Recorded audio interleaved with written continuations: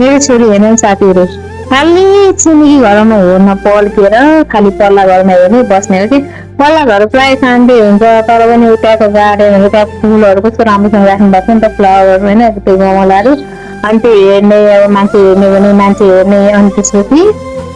आज त झनै ऊ हेर्ने नि साथीहरू त पाहुना पनि आउनु भएको छ कि अहिले पाहुनाहरू आएर छपक्क बस्नु भएको छ गर्नु भएको छ होइन त्यो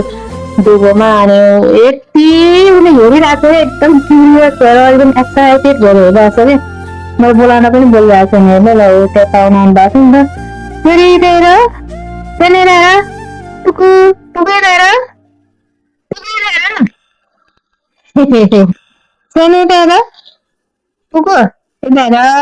लगेर टुकु हेर्नु न उता पसल छ अनि त्यो बाटो छ अनि गाडीहरू बाइकहरू हिँडिरहेको हुन्छ नि त अनि ऊ यति मजाले हेर्छ कि त्यो बाहिर हेर्न पल्केर प्रायः उसको आधा दिन त यहीँ बितिरहेको हुन्छ कि साथीहरू हेर्नु न ऊ कस्तो मजाले हेरिरहेछ मलाई त वास्तै गर्दैन कि